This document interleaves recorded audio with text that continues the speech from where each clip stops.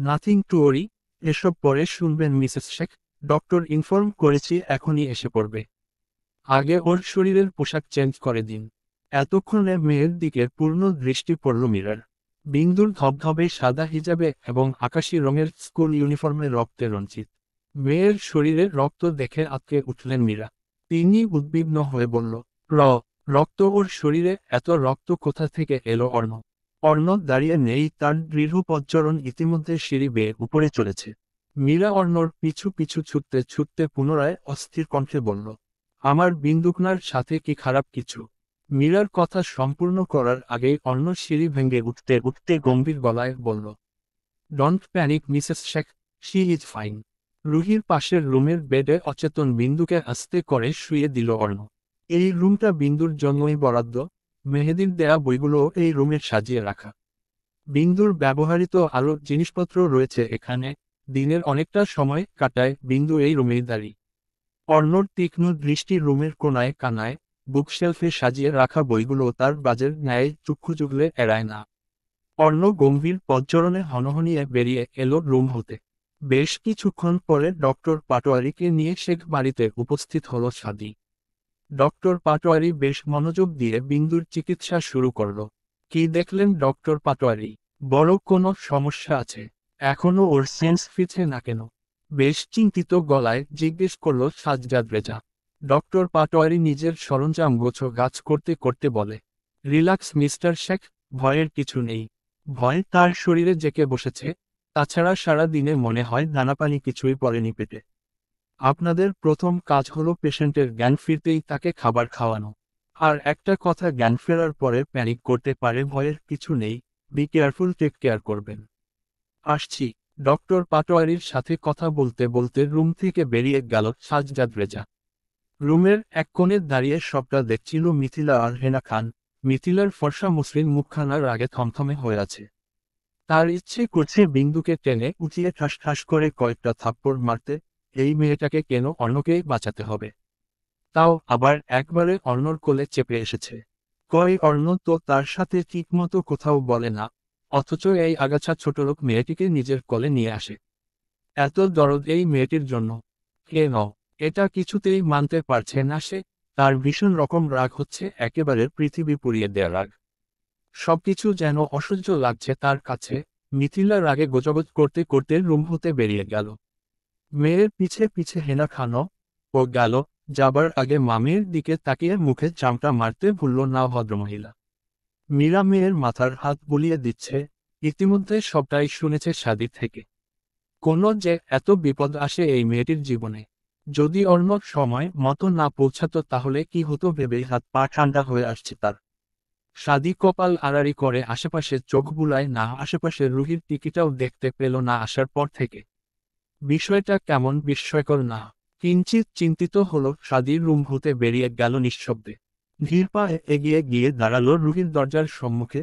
ভেতরে ঢুকবে কি ঢুকবে না নিয়ে দ্বিধায় পড়ে গেল সে। তবে কি যেন ভেবে দ্বিধা দ্বন্দ্ব ছেড়ে ফেলে বেরিয়ে রাখা দরজাখানা ঠেলে ভেতরে প্রবেশ করল সাদি। ভেতরে প্রবেশ করতেই ললাটে ভাঁজ পড়ে তার। ঘুটঘুটে অন্ধকার রুমে যেন কোনো মানুষেরই অস্তিত্ব নেই। কপালে চিন্তার রেখা গাঢ় হলো সাদিরও পকেট হাতড়ে বের করল মুঠোফোন। ফ্ল্যাশ চালিয়ে সুইচ টিপে লাইট জ্বালিয়ে দিল। অন্ধকার ছাপিয়ে আকস্মিক চোখে তীব্র আলো পড়তেই আধবোজা চোখ খিচে বন্ধ করে ফেলল রুহি। অনুভব করল কারো অস্তিত্ব। মেয়েটি চোখ বন্ধ রেখেই নিভু নিভু গলায় বলল, ফুলের কোনো খোঁজ পাওয়া গেছে ঝুমা আপা? উফফ, আগের আলোটা নিভিয়ে দাও তো, অসহ্য লাগছে আমার। না, কারো কোনো সাড়া শব্দ নেই। অথচ রুহি বন্ধ চোখে এখনো আলো অনুভব করছে। কিঞ্চিত বিরক্ত হলো সে, হা করে কিছু বলার আগেই কর্ণ স্পর্শ করে পরিচিত কণ্ঠস্বর। কি হয়েছে রে তোর? শরীর খারাপ? আচমকা সাদির কণ্ঠস্বর শুনে হকচকিয়ে গেল মেয়েটি। ওড়নাবিহীন বুকে চওড়া চাদরটা টেনে উঠে বসল তড়িঘড়ি করে। বিস্ময়ে কণ্ঠে বলল, সাদ ভাই, আপনি আমার ফুলকে খুঁজে পেলেন কোথাও? সাদি মেয়েটির কথায় জবাব দিল না। তার তীক্ষ্ণ দৃষ্টি মেয়েটির চোখে মুখে। রুহির ডাগর ডাগর আখি পল্লব ফুলে ফেপে রোল হয়ে আছে। গোলগাল মসৃণ মুখশ্রী কেমন ফ্যাকাশে দেখাচ্ছে। চেহারায় একটা ব্যথাতুর মহাজোট। প্রথমে তোর সাদিকে হঠাৎ করেই নিজের রুমে দেখে ভীষণ অবাক হয়েছে। এখন আবার নিজের দিকে ড্যাব ড্যাব করে তাকিয়ে থাকতে দেখে হকচকায়। এলোমেলো দৃষ্টি ফেলে রুহি আমতা আমতা করে জিজ্ঞেস করে, বললেন না তো ফুলের খবর পেয়েছেন কি না? কি হয়েছে তোর? রুহির প্রশ্নের উত্তর না দিয়ে পাল্টা প্রশ্ন করল সাদি। রুহি মিনমিনে গলায় বলল, ক কই কিছু না তো ভাইয়া। মেয়েটির কথা শুনে সাদির ভ্রু কুঁচকে যায়। সাদি কি ধরে ফেলল রুহি মিথ্যা কথা খানা। মেয়েটি কি জানে তার নিজের থেকেও সে চেনে তাকে। সাদি কোনো কথাবার্তা ছাড়াই বড় বড় পা ফেলে রুম হতে প্রস্থান করল। সাদির এমন গা ছাড়া ভাব দেখে রুহি কেবল বেকুব বনে গেল। এই আতপাগল লোকটি ভালো হবে না জীবনে। বিড়বিড় করে বলতে বলতে যথাস্থানে শুয়ে পড়ে মেয়েটি। কিচেনে বিন্দুর জন্য খাবার তৈরি করছিল ঝুমা। সাদিকে কিচেনে ঢুকতে দেখে অবাক হয়ে জিজ্ঞেস করে, কিছু লাগবে ভাইজান? চা কফি কিছু করে দেব? সাদি গ্যাস অন করতে করতে ভারী গলায় সুথাল, নো থ্যাঙ্কস, তুমি তোমার কাজ কন্টিনিউ করো। কথাটার বিপরীতে আর কিছুই বলতে পারে না ঝুমা। যদিও সাদি বদমেজাজি নয় কিংবা তার সাথে কখনোই খারাপ আচরণ করেনি, তবে অর্ণর মতো গম্ভীর গম্ভীর কথাবার্তা শুনে ভয় লাগে আর কি। ঝুমা নিজের কাজের ফাঁকে ফাঁকে শুধু চোরা চোখে দেখে চলে সাদির কার্যক্রম। হট ব্যাগ গরম করে প্রস্তুত করতে দেখে কপাল গোটালো ঝুমা। হট ব্যাগ দিয়ে সাদি করবে কি বুঝল না সে। ততক্ষণে সাদি নিজের কাজ সম্পূর্ণ করে কিচেন থেকে বেরিয়ে গেল। ঝুমা কিচেনের দরজায় দাঁড়িয়ে উকি মেরে দেখার চেষ্টা করল সাদির গন্তব্য। সাদিকে রুহির রুমে ঢুকতে দেখে বোধহয় কিছু অনুমান করল। অপরাধবোধ জাগ্রত হয় ঝুমার মনে। বিন্দুকে নিয়ে ব্যস্ত হওয়ায় দরুন বিষয়টা মাথা থেকে বেরিয়ে গিয়েছিল। সাদি দরজা ঠেলে ভেতরে প্রবেশ করে দেখল রুহি পেট চেপে ধরে কুঁজো হয়ে শুয়ে আছে। হাঁপানি রুগী। আচমকা সাদির ডাকে চমকায় রুহি। এই না লোকটি চলে গেল ভূতের মতো উপদ্রব হলো কোথা থেকে। মেয়েটি তড়িঘড়ি করে উঠে বসতে চাইলে বাদ সাধল সাদি। উঠতে হবে না, শুয়েই থাক, এটা পেটের উপর রাখো, আই হোপ বেটার ফিল করবি। সাদির কথায় হৃদয়ে কুৎকিত হল রুহির। তার নেত্রমণি সরাসরি চলে যায় সাদির হাতের দিকে। সাদির কথাটার মানে বুঝতে মেয়েটির কয়েক সেকেন্ড সময় লাগে, আর বিষয়টি বুঝতে পেরেই লজ্জায় লাল রামা হয়ে গেল মেয়েটির মুখশ্রী। ইস কি লজ্জা! এই লোকটি বুঝল কি করে? তীব্র লজ্জায় কুঁকড়ে গেল রুহি। সাদি কপাল গুটিয়ে আসে মেয়েটির মোচড়া মুচড়ি দেখে। সে ধমকে উঠে বলে, কানে কালা তুই, শুনতে পাসনি কি বলছি? হাঁসফাঁস করে রুহি এলোমেলো দৃষ্টি ফেলে মিনমিনে গলায় বলল, আপনি ভুল করছেন ভাইয়ায়ে। এসব হয়নি আসলে। রুহির কথার মাঝেই সাদি এক অবিশ্বাস্য কাণ্ড ঘটিয়ে ফেলল। রুহির শরীরের উপর চাদরটা সরিয়ে হট ব্যাগটা কামিজের উপর দিয়েই রাখল রুহির পেটে। সাদির এই কাজে চমকায় ভরকায় রুহি, জবান বন্ধ হয়ে যায় আকস্মিক। এটা কি করল লোকটি? সাদি দেখল মেয়েটার লজ্জায় গুটিয়ে যাওয়া মুখশ্রী। সে পাত্তা দিল না মেয়েটির লজ্জা। পুনরায় চাদর ঠিকঠাক করে দিতে দিতে বলল, হাত পা ধুয়ে এমন ভাবে ভায়া ভায়া করিস যেন আমি তোর মায়ের পেট থেকে বেরিয়েছি। মাঝে মধ্যে তো অন্য কিছুও ডাকতে পারিস। রুহির ভ্রু যুগল কুঁচকে আসে সাদির কথা শুনে। ভাইকে ভাই ডাকবে না তো কি ডাকবে? কি আজব কথাবার্তা! রুহানি। সাদির আদর মাখা ডাক শুনে হকচকায় রুহি। কেননা লোকটি এই নামে ডাকে না কখনোই। আজ শোয়া রুহি মাথাখানা গলার ভাঁজে নিয়ে মাথা নিচু করেই রাখল। সাদি ঠোঁট চেপে হাসল রুহির অবস্থা দেখে। সে পুনরায় বলে ওঠে, লুক অ্যাট মি, হাঁপানি রুগী। রুহি আস্তে ধীরে চোখ তুলে তাকাল। সাদি তাকিয়েই ছিল, দরুন দুজনের দৃষ্টি মিলিত হল। রুহি চট করে চোখ নামিয়ে নিল। ভুবনের সমস্ত লজ্জারা যেন আজ তাকে জেকে বসেছে। মেয়েটির লজ্জা বাড়িয়ে দিয়ে সাদি বলে উঠল, এমন পেইন কি প্রতিবারই হয়? সাদির কথা শুনে চোখ কপালে উঠে মেয়েটির। লজ্জায় আর্স্ট হয়ে মুখ লুকানোর চেষ্টা করল। তার মনে পড়ে গেল সেই প্রথম দিনের কথা। এসব বিষয় না জেনে মরে যাবে ভেবে সে কি কান্না করেছিল অসাধু লোকটিকে জড়িয়ে ধরে। তারপর যখন মীরা বোঝালো পিরিয়ড কি, নিজের বোকামির জন্য লজ্জায় শেষ হয়ে যাচ্ছিল সে। তার এখনো মনে আছে সেদিনের পর টানা 1 মাস ভুলেও সাদির সামনে পড়েনি। সাদির বিহেভিয়ারে বড্ড অবাক হচ্ছে রুহি, তার থেকেও বেশি অবাক হলো লোকটিকে সেদিনের কথা মনে রেখেছে দেখে। তবে এসব কেন জানতে চাইছে বুঝতে পারছে না সে। এগুলো কি কাউকে বলার কথা? কয়ে আগে তো এভাবে কথা বলেনি। আজকে কি হলো এই অসাধু লোকটি এমন আজব কথাবার্তা কেন বলছে? সময় গড়িয়ে গেলেও রুহির থেকে কোনো রেসপন্স পাওয়া যায় না। সাদি দীর্ঘ শ্বাস নিয়ে বলল, শোন, পিরিয়ড কোনো রোগ কিংবা অভিশপ্ত জিনিস নয়, বলতে পারি সেটা একটা নারীর পূর্ণতার প্রথম ধাপ, একটা নারীর গর্ব। নারীরা পিরিয়ড হয় বলেই তো তুই আমি আমরা সবাই পৃথিবীতে আসতে পেরেছি। হ্যাঁ, এটা একটা নারীর ব্যক্তিগত গোপনীয় পাঠ, তবে সেটা সবার জন্য নয়। তোর সব কিছু জানার অধিকার আমার আছে, আইনি সাপেক্ষে হয়তো পাইনি, তবুও তোর সবটা জানার রাইট আমি রাখি। এখন আমার প্রশ্নের উত্তর দে। প্রতিবার হয় এমন প্রবলেম? প্রথমে সাদির কথায় মুগ্ধ হলেও শেষমেশ সাদির কথার আগা মাথা কিছুই বুঝল না মেয়েটি। সাদির প্রত্যেকটি কথা রকেটের গতিতে ছুটে গেল তার মাথার এক হাত উপর দিয়ে। অসাধু লোকটি কি বলল? কিসের আইন ফাইন অধিকার ছাতার মাথা কিছুই ঢুকল মেয়েটির মগজে। সাদি কপাল কুঁচকে ধমক দিয়ে বলল, মুখে তালা ঝুলিয়ে দিছিস? থাপড়ে দাঁত ফেলে দিব বেয়াদব কোথাকার। কি জিজ্ঞেস করেছি আমি? আকস্মিক সাদির ধমকে ভড়কায় রুহি। আশ্চর্য, লোকটি এমন কেন করছে? ব্যাটা পাগল হয়েছে, বাড়ির লোকজন জানে। রুহি রিস্ক নিল না, আর চোখে চেয়ে মাথা নাড়িয়ে বোঝালো, প্রতিবার এই প্রবলেম হয়। সাদি শান্ত চোখে তাকিয়ে বলে, ডক্টর দেখিয়েছিলি? এসব নিয়ে আলোচনা করতে রুহির বড্ড অস্বস্তিকর ঠেকল। অসাধু লোকটি মনে হচ্ছে হাত পা ধুলে নেমেছে ওরের জন্য। রুহি এলোমেলো দৃষ্টি ফেলে পুনরায় মাথা নাড়িয়ে সম্মতি দিল। সাদি নিজের কবজিতে চেপে রাখা ঘড়িতে চোখ বুলিয়ে গম্ভীর গলায় সুথাল, এটা মেবি এন্ডোমেট্রিওসিসের পেইন। এটা অবহেলা করার কোনো সুযোগ নেই। নিশ্চয় ডক্টরের সাজেস্ট করা মেডিসিন নিয়মিত খাসনি। তুই এত বোকা কেন হাঁপানি রুগী? এটা নিয়ে পরে থেকে কেন কষ্ট সহ্য করছিস? বিন্দু ঘুমাচ্ছে, এখন আর রুম থেকে বের হওয়ার প্রয়োজন নেই, রেস্ট কর। I won't take any risk. আগামী কাল রেডি থাকিস, আমি এসে ডক্টরের কাছে নিয়ে যাব। আসছি, গুড নাইট। নিজের কথার সমাপ্ত ঘটিয়ে বড় বড় পা ফেলে চলে যায় সাদি। আর সাদির গমন পানে ফ্যালফ্যাল করে তাকিয়ে রইল রুহি। আধ পাগল লোকটির বিহেভিয়ারটা কেমন আজব না? গরম খ্যাত পেয়ে পেটে ব্যথাটা অনেকটাই নিরাময় হয়ে এসেছে। রুহির ওষ্ঠদয়ে খেলে যায় এক টুকরো মুচকি হাসি। অসাধু লোকটি আসলে একটা হাফ মেন্টাল। তবে এত কিছু মধ্যে রুহির কর্ণে বাজে বিন্দু ঘুমাচ্ছে। তার মানে তার ফুল ফিরে এসেছে। এখন আর তার কিসের ব্যথা, কিসের কি? মেয়েটি হট ব্যাগটা বেড সাইড টেবিলের উপর রেখে ছুট লাগালো পাশের রুমে। আমাকে মেরো না, ম মেরো না আমাকে। আমি বাঁচতে চাই। রুহি, মা, পানি, পানি। অচেতন বিন্দুর মাথার বাম পাশে আছে মীরা এবং ডান পাশে রয়েছে রুহি। ঘড়ির কাঁটা টিক টিক করে জানান দিচ্ছে তার বহমান স্রোত। ঘন্টার কাঁটা রাত প্রায় 11টায়। ক্লান্তিতে জনেই ঝিমিয়ে চলছে। আকস্মিক বিন্দুকে প্যানিক করতে দেখে ধরফরিয়ে উঠল জনে। চোখ দুটো খিচে বন্ধ করা বিন্দুর, ছটফট করতে করতে বিড়বিড় করে চলেছে সে।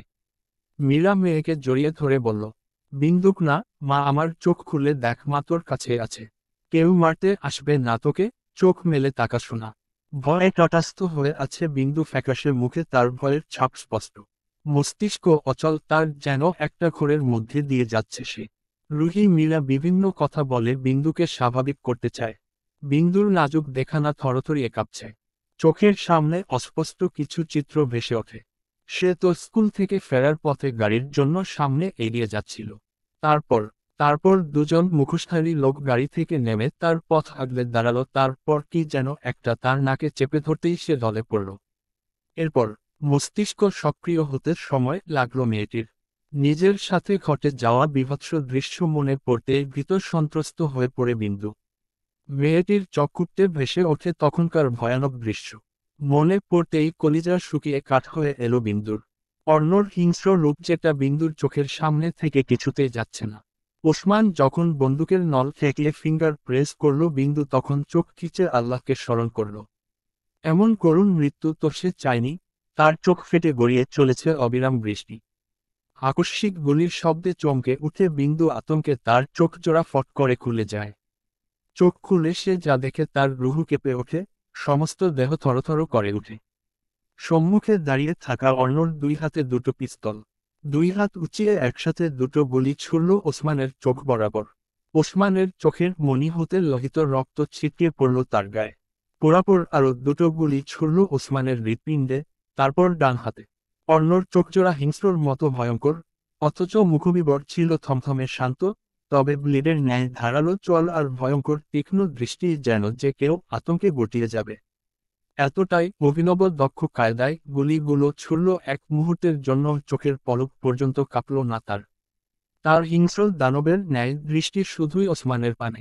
ইতিমধ্যে মুখোশধারী লোক দুটো মৃত্যুর যন্ত্রণায় লুটপাট খাচ্ছে মেঝেতে। চোখের সামনে এমন এমন নৃশংস বিভৎস চিত্র বিন্দুর আর কিছু দেখার সাহসে কুলায়নি। তার নাজুক দেখানা থরথরিয়ে কাঁপতে কাঁপতেই ঢলে পড়ে সে।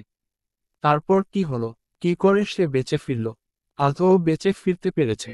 কেউ কি করে এতটা হৃদয়হীন নিষ্ঠুর জঘন্য হতে পারে? নাকি এগুলো সব তার মনের ভ্রম? নিজের শরীরের দৃশ্যমান কম্পন স্পষ্ট অনুভব করছে বিন্দু। এসব কিছুই তার ভ্রম নয়, সব সত্যি। বন্ধ চোখজোড়া ফট করে খুলে ফেলল মেয়েটি। ভয়ে হুড়োহুড়িয়ে উঠে বসতে ব্যথাতুর আওয়াজ করে গোমানি দিয়ে উঠল। আহ! বিন্দুর হাতে স্যালাইন পুশ করা। ক্যাটলায় টান পড়তেই গড়গড় করে তাজা রক্ত উঠে গেল স্যালাইনের নলে। রক্ত দেখে আরো আতঙ্কিত হয়ে পড়ল বিন্দু। নল টেনে টুনে খুলে ফেলতে উদ্বেগ হতেই বাদ সাধল মীরা। তিনি অস্থির গলায় বলল, শান্ত হ মা, স্যালাইন চলছে তোর হাতে। দেখ, এই যে মা বসে আছি তোর পাশে। বিন্দু ভিতর সন্ত্রস্ত হয়ে রুমে চোখ বোলায়। এটা তার রুম চিনতে ভুল হয় না। রুহি পানির গ্লাস এগিয়ে দিয়ে বিন্দুর পিঠে হাত বুলিয়ে বলল, শান্ত হ ফুল, নে পানিটুকু খা। আমরা থাকতে তোর কিসের ভয়? কেউ তোকে মারবে না। রিল্যাক্স হ। সারাদিনের তৃষ্ণার্ত বিন্দু পানিটুকু এক চুমুকেই ফিনিশ করে ফেলল। জোরে জোরে নিঃশ্বাস ফেলে নিজেকে শান্ত করতে চাইল। মেয়েটি ভীত চোখে আশেপাশে তাকিয়ে বলল, আমি এখানে এলাম কি করে? তোমাকে তোর বড় মা নিচে কমিশনার এসেছে, আপনাকে ডাকছে। রুহি, তোমার বন্ধুরা এসেছে, তাদের কি উপরে পাঠিয়ে দেব? মীরার কথা সম্পূর্ণ হবার আগেই চুমা কথাগুলো বলে দরুন বিন্দুর প্রশ্নর উত্তর পাওয়া হয় না। মীরা বিছানা হতে নামতে নামতে রুহিকে উদ্দেশ্য করে বলল, বোনের কাছে থাকো, ওদের উপরে পাঠিয়ে দিচ্ছি। রুহি মাথা নাড়িয়ে সায় দিল। মীরা নিচে যাবার কিছুক্ষণের মধ্যেই হন্তদন্ত হয়ে ছুটে এলো বৃষ্টি। বৃষ্টি এসে চাপটে ধরল বিন্দুকে। বিন্দু অবাক হয়ে বলল, এত রাতে কার সাথে এসেছিস? পিছন পিছন কক্ষে প্রবেশ করল মেহেদি। মেহেদিকে দেখে বিন্দু পুনরায় বলে, এত রাতে আসতে গেলি কেন? সকালে আসলেও তো পারতি। মেহেদি প্রত্যুত্তরে কিছু বলল না, শুধু শান্ত চোখে তাকিয়ে রইল। মেয়েটি যদি জানত তার ভেতরে ঠিক কতটা অশান্তর ঝড় বয়ে যাচ্ছে, তাহলে মেয়েটি কি এভাবে বলতে পারত? পারত না। মেহেদির ইচ্ছে করছে বিন্দুকে শক্ত করে জড়িয়ে ধরতে, তবে যদি তার অশান্ত মনটা শান্ত হতো। বড্ড ক্লান্ত সে। বিকালে যখন বিন্দুর খোঁজে সাজদাদ রেজা নিজেই গেল ওদের বাসায়, মেহেদি জাস্ট হতভম্ব হয়ে দাঁড়িয়েছিল। বিন্দু নিখোঁজ হয়েছে শুনতাই স্তব্ধ হয় সে। সাজদাদ রেজার সাথে থানায়ও গিয়েছিল। এই পর্যন্ত 4-5 বার আসা হয়েছে শেখ বাড়িতে বিন্দুর খোঁজে। বিন্দুর অনুপস্থিতি যেন তার ভেতর পালিত অনুভূতিরা তরতর করে বেড়ে গেল। এই বোকা মেয়েটিকে যে কতটা ভালোবাসে ফেলেছে আজ হাড়ে হাড়ে টের পেয়েছে। কিছুক্ষণ আগে যখন সাজদাদ রেজা ফোন করে জানালো বিন্দুর ফেরার কথা, মনে হয় হওয়ার বেগে ছুটে এসেছে সে। মেহেদি এক মনে তাকিয়ে রইল বিন্দুর ফ্যাকাশে মুখশ্রীতে, মেয়েটির শুকনো ঠোঁটে মুচকি হাসি, অথচ ডাগর ডাগর আঁখি পল্লবে ভীতিকর ছাপ। বৃষ্টি তখন থেকে বকেই যাচ্ছে, বকেই না। কেন বিন্দু একা একা মাতব্বরি করে একা আসতে গেল? কেন তাদের জোর করে পাঠিয়ে দিল? বৃষ্টির এসব কথা শুনে বিন্দু শুধু মুচকি হাসল। বিন্দু! মেহেদির ডাকে বিন্দু তাকালো তার দিকে, আনমনে মৃদু স্বরে বলল, খুব। মেহেদি এলোমেলো দৃষ্টি ফেলে জিজ্ঞেস করল, ঠিক আছিস তুই? ওরা কি তোর সাথে কোনো খারাপ কাজ? থেমে গেল মেহেদি, বাকিটা বলার সাহস হলো না তার। আচ্ছা, আজকে যদি মেয়েটির সাথে খারাপ কিছু ঘটে, সে কি আগের মতোই ভালোবাসতে পারবে? মনে প্রশ্ন খানা জাগতেই সঙ্গে সঙ্গেই ছেলেটির হৃদয় গহীনে প্রতিধ্বনিত হলো, পারবে। আজকে বিন্দু যদি ধর্ষিত ও হয়, তবুও সে বিন্দুকে খুব ভালোবাসবে, বরং আরও বেশি ভালোবাসবে। রুহি ও উত্তরের অপেক্ষায় তাকিয়ে রইল বিন্দুর দিকে। প্রশ্নটা তার মনে বহু আগেই এসেছিল। এতে যদি বিন্দু কষ্ট পায় তাই জিজ্ঞেস করেনি। তাছাড়া কিছু হয়ে থাকলেও তার ফুল তার কাছে সারা জীবন ফুলের মতোই পবিত্র থাকবে। বিন্দু মেহেদির অসম্পূর্ণ কথাটা ঠিকই ধরে ফেলল। বিন্দুর চক্ষুতে ভেসে ওঠে ওসমানের কুৎসিত দৃষ্টি। আজকে যদি ওসমান তার সাথে খারাপ কিছু করে বসত, তাহলে হয়তো আত্মহত্যা ছাড়া আর কোনো উপায় থাকতো না তার কাছে। নিজের সম্ভ্রম নিয়ে বেঁচে ফিরতে আল্লাহর নিকট হাজার কোটি শুকরিয়া আদায় করে মেয়েটি। বিন্দু আর চোখে তাকায় ওদের দিকে, মাথা নাড়িয়ে রিনিনে গলায় বলে, ওহুর এমন কিছুই হয়নি, হয়তো ওদের প্ল্যান ছিল আমাকে মেরে ফেলা। তাই তো খাবার পানিহীন আটকে রেখেছিল অন্ধকার ঘরে। বিন্দুর সাথে খারাপ কিছু হয়নি শুনে বেশ স্বস্তি পেল মেহেদি। যদিও সে সব রকমের উড়ের জন্য প্রস্তুত ছিল, তবুও মনে হচ্ছে বুক থেকে কোনো বোঝা নেমে গেল। তবে বিন্দুকে কেউ মেরে ফেলতে কেন চাইবে? ললাটে ভাঁজ পড়ে মেহেদির সে জানতে চেয়ে জিজ্ঞেস করে। মেরে ফেলতে চাইছিল মানে? তোকে তারা কেন মারতে চাইবে? কিসের শত্রুতা তোর সাথে? রুহিও অবাক হয়ে বলে, কি বলছিস? কেউ তোকে কেন মারতে চাইবে? জবাবে বিন্দু মাথা নাড়িয়ে বলল, জানি না, লোকগুলোকে তো কখনো দেখিনি।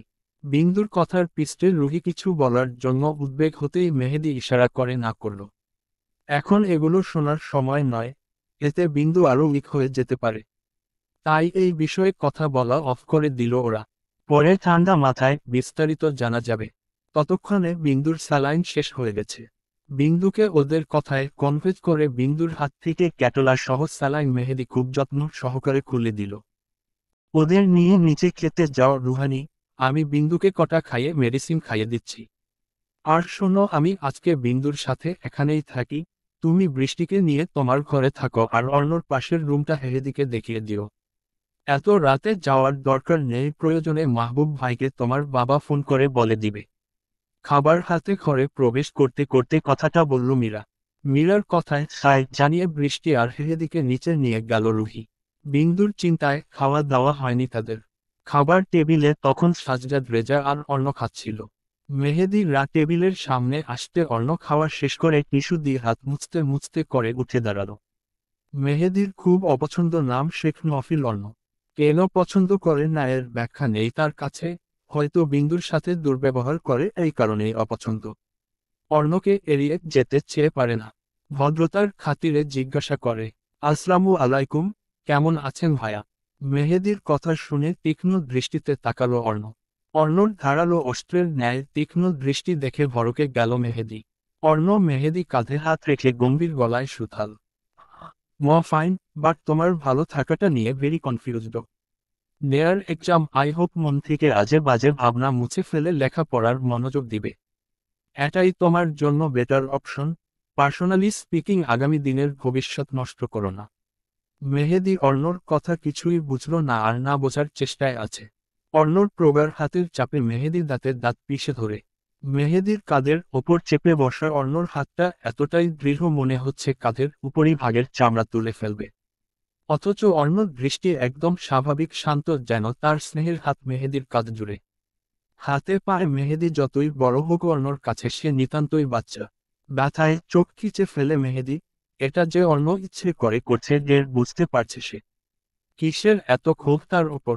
শটান হয়ে দাঁড়িয়ে থাকা অর্ণ টানটান মেরুদণ্ড সামান্য মেহেদির দিকে ঝুঁকে গম্ভীর ছোট্ট করে ক্ষীণ গলায় সুথাল, look before you leap, you don't belong here, show well your own machine, nothing to do, because might is right, so be careful. দেখে শুনে পা বাড়াও, এখানে তোমার কোনো স্থান নেই। নিজের চরকায় তেল দাও, কারণ জোর যার মুল্লুক তার, তাই সাবধান করলাম। Look before you leap, you don't belong here, show well your own machine, nothing to do, because might is right, so be careful. সমুদ্রের ন্যায় শান্ত গলায় কথাগুলো বলে বড় বড় পা ফেলে গম্ভীর পদচরণে চলে গেল অর্ণ। অর্ণর শান্ত গলায় কিছু একটা ছিল। মেহেদি বিমূঢ় হয়ে দাঁড়িয়ে রইল। অর্ণ তাকে উপদেশ দিল নাকি হুমকি দিল চট করে ধরতে পারল না সে। এত সুন্দর শান্ত গলায় কাউকে এভাবে হুমকিমূলক কথা বলা যায়? আর এগুলো তাকেই কেন বলল সে? মন থেকে আজে বাজে ভাবনা মুছে ফেলার কথা কেন বলল? তাদের মধ্যে তার কোনো স্থান নেই, এটার মানে কি? হাজারো প্রশ্ন ঘুরপাক খাচ্ছে মেহেদির মস্তিষ্কে। বয়স তুলনায় অনেকটাই ম্যাচিউর মেহেদি তবুও ধরতে সক্ষম হলো না অর্ণর কথা তার তীক্ষ্ণ দৃষ্টির মানে। হে ইয়াং ম্যান, দাঁড়িয়ে আছো যে, খাবে আসো। সাজ্জাদ রেজার কথায় আকাশ কুসুম ভাবনা হতে ছিটিয়ে বেরিয়ে এলো মেহেদি। তার দৃষ্টি এখনো অর্ণর প্রস্থান পানে, অথচ অর্ণ চলে গেছে সেই কবে। মেহেদি সাজ্জাদ রেজার পাশের চেয়ারে বসে। মিথিলা আর হেনা খানের খেয়ে হয়তো একচোট ঘুমো হয়ে গেছে। বিন্দুর জন্য তারা না খেয়ে থাকবে কোন দুঃখে। মেহেদির থমথমে মুখশ্রী দেখে বৃষ্টি নিচু স্বরে বলল, কি হয়েছে রে তোর? মুখটা অমন বাংলা পাঁচের মতো হয়ে আছে কেন? কিছু না, খা। খাবার খেতে খেতেই খুব স্বাভাবিক গলায় সুথাল মেহেদি। সাজ্জাদ রেজার খাবার খাওয়া শেষ। তিনি উঠতে উঠতে বললেন, আমি তোমার বাবাকে জানিয়ে দিচ্ছি তোমরা দুদিন আমার বাসায় থাকবে। সঙ্গেই সঙ্গেই নাকচ করে দেয় মেহেদি। বলার প্রয়োজন নেই আঙ্কেল, আমরা সকালে চলে যাব। আগামীকাল আমি আর তোমার আন্টি একদিনের জন্য একটা ইম্পর্ট্যান্ট কাজের জন্য ঢাকার বাইরে যাব। তোমরা থাকলে বিন্দুর ভালো লাগবে। জানোই তো মেয়েটি বড্ড চাপা স্বভাবের, এমন একটি ঘটনার পর একা একা থাকলে আরও গুটিয়ে নিবে নিজেকে। তোমরা থাকলে স্বাভাবিক থাকবে, ভালো থাকবে। সাজ্জাদ রেজার কথার পিছনে আর কিছুই বলল না মেহেদি। চুপিসারে যেন সম্মতি দিল সে। বিন্দুর কাছাকাছি থাকতে পারবে, এর থেকে খুশি আর কি হতে পারে। সাজ্জাদ রেজা কি বলেছে, তারা থাকলে সহজেই ট্রমা থেকে বেরিয়ে আসবে বিন্দু। বিন্দুর জন্য তো সে তার জীবনটাই দিতে প্রস্তুত, সামান্য দুদিন এখানে থাকতে পারবে না। বৃষ্টির রুহি খাচ্ছে, জুমা দাঁড়িয়ে সবার খাবার তদারকি করে চলেছে। সাজ্জাদ রেজা চলে যেতে যেতেই মেয়েটিকে দিল এক ধমক। তুই খুঁটির মতো দাঁড়িয়ে আছিস কেন? তোকে বলছি না সবাইকে খাবার দিয়ে নিজের সঙ্গে সঙ্গে খেতে বসে পড়বি। তাড়াতাড়ি খেতে। ধরণীতে প্রভাতের শুরু। অন্ধকার ছাপিয়ে আলোয় আলোকিত ত্রিভুবন। ভোরের নরম তুলতুলে আলো বেশ ভালো লাগছে বিন্দুর। অভ্যাস মতোই আজকেও ভোরে উঠতে ভুল হয়নি বিন্দুর। পুলের পানিতে পা ডুবিয়ে বসে আছে সে। পুরো বাড়াটা একদম নির্জন নিরিবিলি। হয়তো এখনো সবাই উঠেনি। রাতের বোধহয় বৃষ্টি হয়েছে। নরম ঘাসের উপর ফোঁটা ফোঁটা শিশিরের বিন্দু জমে আছে। এত সকালে এখানে কি করছিস? আচমকা কারো কণ্ঠস্বর শুনেই চমকে উঠে বিন্দু। সহসাই ঘাড় ঘুরিয়ে তাকায়, মেহেদি দাঁড়িয়ে আছে। তার চোখ দেখেই বোঝা যাচ্ছে সদ্য ঘুম থেকে উঠে এসেছে সে। ফোলা ফোলা চোখ, এবড়ো থেবড়ো টি শার্ট। বিন্দু মৃদু হেসে বলে, একা একা ভালো লাগছে না তাই এখানে এসে বসেছি। তুই এত সকালে উঠলি কিভাবে? যাকে 8টায় ও ট্রেনের ট্রেনে তুলতে হয় সে সকাল 6টায় উঠেছে ভাবা যায়। মেহেদি ও বিন্দুর মতো পানিতে পা চুবিয়ে বসতে বসতে বলল, অ্যাকচুয়ালি নতুন জায়গা তো তাই ঘুমটা ক্লিয়ারলি হয়নি। ওরা ওঠেনি। মাথা নাড়িয়ে বলল বিন্দু, না, ওদের উঠতে দেরি আছে। প্রায় মিনিট 5 এটা সেটা নিয়ে বিভিন্ন গল্প করল দুজন। সাদা কালো মিশ্রিত রঙের একটা সালোয়ার কামিজ বিন্দুর ছিমছাম গতরে। লম্বা চওড়া সুতির ওড়নাটা হিজাবের মতো মাথায় পেঁচিয়ে রাখা, হয়তো সালাত আদায় করে সেভাবে বাইরে এসেছে। মসৃণ মুখশ্রীতে নেই কোনো ক্রমিকতার ছাপ। একদম স্নিগ্ধ সতেজ একখানা মুখ। যদিও বিন্দু তেমন একটা সাজগোজ করে না। মেহেদির কাছে মনে হয় এই মেয়েটার চেয়ে সুন্দর মেয়ে পৃথিবীতে আর দ্বিতীয়টি নেই। প্রেমের পরলে বোধহয় এমনি লাগে। কথা বলার ফাঁকে ফাঁকে ঘুরে ফিরে শুধু বিন্দুকেই দেখল ছেলেটি। হঠাৎ মেহেদির চক্ষু যুগল গেল অর্ণর রুমের বেকনিতে। কফির কাপ হাতে দাঁড়িয়ে আছে অর্ণ। তার তীক্ষ্ণ দৃষ্টি তাদের দিকেই। মেহেদি উঠে দাঁড়ালো, বিন্দুকে বলল, অনেক গল্প হয়েছে, এবার ভেতরে আয় বিন্দু। বিন্দু দ্বিমত করল না, মেহেদির পিছু পিছু হাঁটল ভেতরে। সকাল প্রায় 9টা ছাড়িয়েছে। অর্ণ ছাড়া শেখ পরিবারের সকলেই ব্রেকফাস্ট সেরে লিভিং রুমে অবস্থান করছেন। সঙ্গে আছে সাদি মারিদও। তারা সকাল সকালই এসেছে। বিন্দু বৃষ্টির সাথে একপাশে বসেছিল। মীরা মেয়েকে ডাকল, বিন্দুক না, এদিকে আসো। বিন্দু মায়ের ডাকে তার কাছে গিয়ে দাঁড়ালো। মীরা বিন্দুর মাথায় স্নেহের হাত বুলিয়ে বলল, মন খারাপ করে একা একা থাকবে না, বন্ধুদের সাথে গল্প করবে, ঠিক আছে? আমরা কালকেই ফিরে আসব। ইম্পর্ট্যান্ট না হলে যেতাম না। বিন্দু হায় সূচক মাথা নাড়ল। সাদি বলে উঠল, আমরা আছি মামি, আপনারা নিশ্চিন্তে যান। সবাই সাবধানে থাকবে, আসছি। সবার কাছে বিদায় নিয়ে চলে গেল সাজ্জাদ রেজা আর মীরা। এর বেশ কিছুক্ষণ পরে রুহিকে তারা দিল সাদি। রুহিকে বসে থাকতে দেখে বলল, তুই এখনো বসে আছিস যে? যা গিয়ে রেডি হয়ে আয়, দেরি হয়ে যাচ্ছে। বিন্দুর আর বৃষ্টির সাথে গল্প করছিল রুহি। হঠাৎ সাদির এমন কথার আগা মাথা কিছুই বুঝল না। হৃদয় কুঁচকিত হল রুহির, তারপর চট করেই মনে পড়ে যায় কালকের কথা। আজকে তাদের ডক্টরের কাছে যাবার কথা, যেটা সে বেমালুম ভুলে বসে আছে। অসাধু লোকটি আবার তাকে নিয়ে পড়েছে। লজ্জা পেল মেয়েটি, মিনমিন করে বলল, সত্যি সত্যি যেতে হবে। রুহির হেয়ালি পোনায় সাদি কিরমির করে বলে উঠল, না, মিথ্যা মিথ্যা যাব ইডিয়ট। রুহি বুঝতে পারছে সাদি রেগে যাচ্ছে, আমতা আমতা করল মেয়েটা। একাই যাব? বিন্দু তো এখনো উইক আছে, বৃষ্টিকে সঙ্গে নিয়ে যাই। কেন, তুই একা গেলে কি আমি খেয়ে ফেললো তোকে? রুহির কথা শেষ হতেই কটমট করে বলে উঠল সাদি। ভরকায় রুহি মিনমিনে গলায় বলে, আব, আসলে 10 মিনিটস সময় দিলাম, রেডি হয়ে নিচে আয়। সাদির ধমকে চুপসে গেল মেয়েটি। সাদি ইতিমধ্যে হনহনিয়ে বেরিয়ে গেছে বাইরে। রুহি ঠোঁট ফুলিয়ে চলে গেল রেডি হতে, তবে যাবার আগে বৃষ্টিকে সঙ্গে নিতে ভুলে না। তপ্ত দুপুর, শেখ বাড়ির কিচেনে হুলস্থুল কাণ্ড বেঁধেছে। আজকে কোমরে ওড়না গুজে কাজে নেমেছে 3 রমণী। যেহেতু আজকের মুরব্বি কেউ নেই, তাই বিন্দু, রুহি, বৃষ্টি নেমেছে রাঁধতে। ঝুমা এটা সেটা এগিয়ে দিচ্ছে। গরুর কষা মাংস, বোয়াল মাছ, সর্ষে ইলিশ, লাল শাক সবজি সহ বেশ কয়েকটি আইটেম রান্না করল তারা। রান্না তখন প্রায় শেষ পর্যায়ে, এমন সময় কিচেনে প্রবেশ করে মিথিলা। মিথিলাকে কিচেনে দেখে বেশ অবাক হলো ঝুমা বিন্দুরা। কোনো দিন কেউ তাকে কিচেনে দেখেছে কিনা মনে পড়ছে না। রুহি জিজ্ঞেস করল, কিছু লাগবে আপু? যদিও মিথিলাকে তেমন একটা পছন্দ করে না রুহি, তবে অসম্মানও করে না কখনো। তাছাড়া মিথিলা বেশি সময় ফোন নিয়েই রুমে পড়ে থাকে। মিথিলা চিকন কোমরটা হেলিয়ে দুলিয়ে কিচেনে ঢুকতে ঢুকতে বলল, নেভার সাইড দাও, রান্না করব। মিথিলার কথা শুনে সবাই যেন হোঁচট খেল। রান্না করবে, তাও আবার মিথিলা, যার দিনের অর্ধেকটা সময় চলে যায় রূপচর্চা করতে করতেই। কথাটা যেন হজম করতে পারছে না তারা। ঝুমা তো বিস্ময় প্রকাশ করেই ফেলল। কি বলছেন আপা, আপনি রান্না করবেন? শাট আপ ননসেন্স, চোখে দেখছো না আবার জিজ্ঞেস করছো? তোমরা নিজেদের চরকায় তেল দাও। একদম আমার কাজে নাক গলানোর চেষ্টা করবে না। বিরক্ত গলায় ধমকে উঠল মিথিলা। ভেঙচি কাটল ঝুমা। একে দেখতে সরস্বতী হলে কি হবে, মুখের ব্যবহার একবারে জঘন্য। অহংকার তো শরীর বেয়ে উঠে পড়ে। মিথিলা প্রথমে চাল ধুয়ে এক পাতিল পানি দিয়ে চুলায় বসিয়ে দিল। তারপর তাক থেকে মোটা দানার লবণ নিয়ে ঝড়ো ঝড়ো করে অনেকখানি লবণ ঢেলে দিল পাতিলে। এতক্ষণ সবকটার ফ্যালফ্যালে দৃষ্টি ছিল মিথিলার দিকে। মিথিলাকে চিনির বদলে লবণ দিতে দেখে চোখ ছানাবড়া হলো তাদের। বিন্দু তো বিস্ময়ে চেঁচিয়ে উঠল, আরে, আরে কি কর, উম্মম। বিন্দু পুরোটা বলার আগেই মেয়েটির মুখ চেপে ধরল রুহি। বিন্দু অবাক হয়ে ফিসফিস করে বলল, আটকালি কেন? দেখছিস না চিনির বদলে লবণ দিয়ে ফেলেছে। সর, আমি একটু হেল্প করি। রুহি কটমট করে বলে, কোনো হেল্প ফেল্পের দরকার নাই, কোনো প্রয়োজন নেই সেধে সেধে অপমানিত হওয়ার। বিন্দু অবাক হয়ে পুনরায় বলে ওঠে, তাই বলে ভুলটা ধরিয়ে দিব না? মনে হচ্ছে পায়েস রান্না করছে যেটা খাবার অযোগ্য। বিন্দুর কথা সম্পূর্ণ হবার আগেই কিরমির করে উঠল রুহি।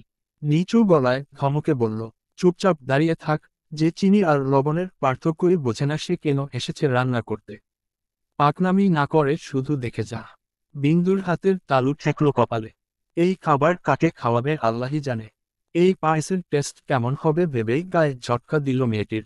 নিজেদের কাজের পাশাপাশি আর চোখে দেখল মিথিলার লবণের অদ্ভুত পায়েস আর গাজরের হালুয়া রেসিপি।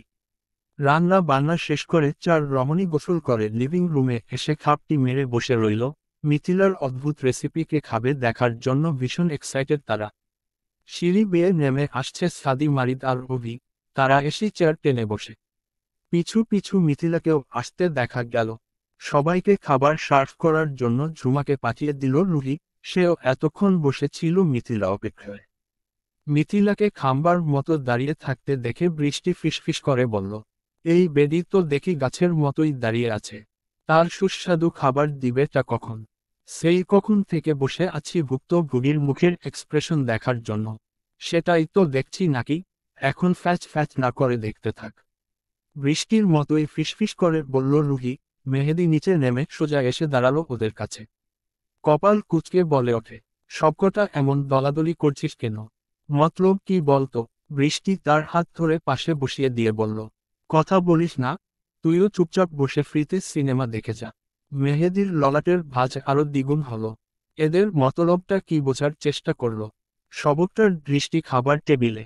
মনে হচ্ছে সামনে কোনো হলিউড সিনেমা চলছে আর এরা সেটা ফ্যাল করে তাকিয়ে দেখছে। অপদার্থগুলো কি পুরুষ মানুষের খাবার দেখছে এভাবে বসে বসে? মেহেদি চক্ষু বড় বড় করে তাকালো বিন্দুর পানে। তারস্বীমকেস মেয়েটি গালে হাত দিয়ে খুবই মনোযোগ দিয়ে তাকিয়ে আছে সেথায়। ফুলে ফেপে উঠল ছেলেটির ভেতর। বিন্দু অন্য কাউকে কেন দেখবে? সে কি কম সুন্দর, কম স্মার্ট, সে ফুসফুস করে ধপাস করে বসে পড়ল বিন্দুর পাশে। হকচকিয়ে গেল বিন্দু, সহসাই মেয়েটির মনোযোগ ভঙ্গ হলো। ঘাড় ঘুরিয়ে চাইল মেহেদির পানে, দাঁতে দাঁত চেপে কিরমির করে বলে, জলহস্তির মতো বসলি কেন, আস্তে বসতে পারিস না বেয়াদব। ল ঠেলা, যার জন্য করে চুরি সেই বলে চোর। সে হিংসায় জ্বলে পুড়ে মরছে কার জন্য? এই মেয়েটির জন্যেই তো নাকি? সে কিছু বলতে নিবে তার আগেই বিন্দু পুনরায় তাকালো সেদিকে। অর্ণকে আসতে দেখা যায়।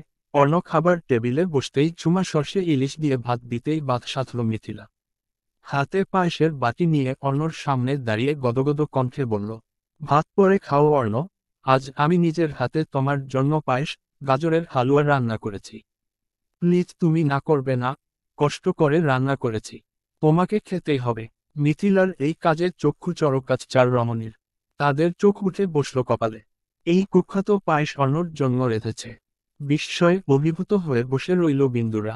রুহির কপালে হাত এটাই দেখার বাকি ছিল। সবটা দেখেও তারা চুপচাপ বসে অপেক্ষা করল পরবর্তী কাহিনী দেখার জন্য। অর্ণর খাওয়া থেমে নেই, সে মাছের কাঁটা বেছে এক লোকমা ভাত মুখে পুরে নিল। মিথিলার হাতে পায়েস দেখে ঠোঁট বাঁকিয়ে হাসল সে, তার বাঁকা হাসির গভীরা উপলব্ধি করতে পারে না কেউই। সে খাবার চিবোতে চিবোতে গম্ভীর গলায় সুথাল, তুই খেয়েছিস? ইস কি মহব্বত! তার খাবারের খোঁজ নেওয়াতে খুশিতে আত্মহারা মিথিলা। মেয়েটি হাস্যোজ্জ্বল মুখে গর্ব করে বলল, তোমার জন্য রেঁধে একা একা খাবো ভাবলে কি করে? তোমার সাথে খাবো ভেবে ওয়েট করছি। অর্ণ শুনল মিথিলার কথা, সে পুনরায় বলল, আগে তুই খা, তারপর আমি। ইস, এত খুশি মেয়েটি কোথায় রাখবে? এত কেয়ারিং অর্ণ। মারিদ অর্ণর আগ্রহ দেখে পায়েসের দিকে তাকালো। কালারটা দারুণ। ছেলেটি একটি বাটি তুলে মুখে দিতে দিতে বলল, পায়েসের কালারটা তো জোস, একটু খেয়ে দেখি, নিশ্চয়ই খুব মজা হয়েছে। মুখে পায়েস নিয়ে স্তব্ধ হয়ে বসে রইল মারিদ। অর্ণ সেদিকে তাকিয়ে নিঃশব্দে ঠোঁট কামড়ে হাসল। মিথিলা মারিদের কাজে বড্ড বিরক্ত হল। কেননা সে যার জন্য নিজের হাতে রান্না করেছে, তার আগে কেন মারিদ খাবে? মেয়েটি বিরক্ত হয়ে বলল, এটা কি করলেন আপনি? আগে অর্ণ খাবে, তারপর বাকিরা। মারিদ মুখ থেকে থুতু দিয়ে ফেলে দিল পায়েস। বহু কষ্টে পানি খেয়ে গিলে ফেলল বাকিটুকু। ঝুমা মুখ চেপে হাসতে লাগল। মিথিলা কপাল কুঁচকে বলে, ফেলে দিলেন কেন? ভালো হয়নি। মারিদ জোরপূর্বক হেসে বলল, আরে না না, খুব মজা হয়েছে। আসলে সকালে ডায়াবেটিস চেক করছি 102, মিষ্টি খেতে একবারেই নিষিদ্ধ। তুমি যে পাইছিল আব চিনি দিয়েছ বিষয়টি মাথায় ছিল না। তুমি খাও, ক্যারি অন। মিথিলার ব্রু কুচকে যায় মারিদের কথা শুনে। আশ্চর্য, পায়েস চিনি দিয়ে রাঁধে না তো কি দিয়ে রাঁধবে? ডায়াবেটিস, তাও আবার 102। মিথিলা সুন্দর করে আসন পেতে বসে পড়ল চেয়ার টেনে। গপগপ করে খেতে শুরু করল পায়েস। খুশির চোটে প্রথম চামচ গিলেই ফেলল। কিন্তু গিলে ফেলার পর লাফিয়ে উঠল সে, দুহাতে গলা চেপে ধরল। সবটাই লবণ। মিথিলার বমি পায়, সে খাবার ফেলেই ছুট লাগায় তার রুমে। এতক্ষণ মুখ চেপে হাসি চেপে রাখছিল রুহিরা, মিথিলাকে ছুটে যেতে দেখেই হুহা করে হাসতে শুরু করল তারা। মারিদ সাদি অভিযোগ দিল তাতে। তার বোনটাও না যেটা পারে সেটাই করে। জ্যোৎস্না রাত, থালার ন্যায় চাঁদ উঠেছে বিশাল ওই আকাশের বুকে। অর্ণ আর সাদি বাদে গার্ডেনে আড্ডা দিতে বসেছে সবাই। এই কথা সেই কথা, কথাই যেন ফুরায় না কারো। এভাবে প্রায় অনেকটা সময় পার হয়ে যায়। বিন্দু বিরক্ত হয়ে বলল, আড্ডাটা ঠিক জমছে না। এই মেহেদি একটা গান গানা। মেহেদি অবাক হয়ে বলে, আমি আমি গান পারি না তোরা গা। মেহেদির কথা শেষ হতেই রুহি ধরাম করে একটা কিল বসিয়ে দিল ছেলেটির বাহুতে। মিথ্যা কথা বলিস কেন বেয়াদব? কি মনে করিস আমরা শুনিনি তোর গান? কথা কম বলে গান ধর। কোথায় শুনেছিস? আমি সত্যিই পারি না। বাহু ঘষতে ঘষতে বলল মেহেদি। বৃষ্টি ও বলল গান গাইতে। মেহেদি পুনরায় জানায় সে পারে না। এবার অভি বলে, ওরা আজ তোমাকে ছাড়বে না ব্রো, একটা শুনিয়েই দাও না। সময়টাকে আমিও একটু সেলিব্রেট করি তোমাদের সাথে। আমি সত্যিই পারি না না ভাই। খুবই বিনয়ী করে বলে মেহেদি। বিন্দু চোখ পাকিয়ে তাকালো মেহেদির পানে। কিরমির করে বলল, নাটক কম করো প্রিয়, আমরা বহু আগে আপনার ফোন থেকে শুনে ফেলেছি। এবার ভদ্র ছেলের মতো একটা গান গেয়ে আমাদের উদ্ধার করুন দেখি। বিন্দুর কথা শুনে মাথা চুলকে হাসল মেহেদি। মেয়েটির কথাগুলো কি আদৌ তার কানে গিয়েছে? তার কর্ণে বারবার বাজে বিন্দুর মুখে প্রিয় শব্দটি। অর্ণ আর সাদি অতটাও দূরে নয়। ওদের কথা তারা স্পষ্ট শুনতে পাচ্ছে। এত সুন্দর করে বললি না গেয়ে থাকি কি করে বল। মেহেদির কথায় সবাই হই করে উঠল। অভি বলল, এই রুহি যাও তো গিটারটা নিয়ে আসো। উদ্ধৃতি চিহ্ন। বলার সঙ্গে সঙ্গেই রুহি ছুট লাগালো বাড়ির ভেতরে। যেভাবে দৌড়ে গিয়েছে সেভাবেই গিটার হাতে দৌড়ে এসেছে। গিটারটা মেহেদির হাতে দিয়ে হাঁপাতে হাঁপাতে বসলো আগের স্থানে। মেহেদি এক পলক চাইল বিন্দুর পানে। মেয়েটি গালে হাত দিয়ে অধীর আগ্রহে তার দিকেই তাকিয়ে আছে।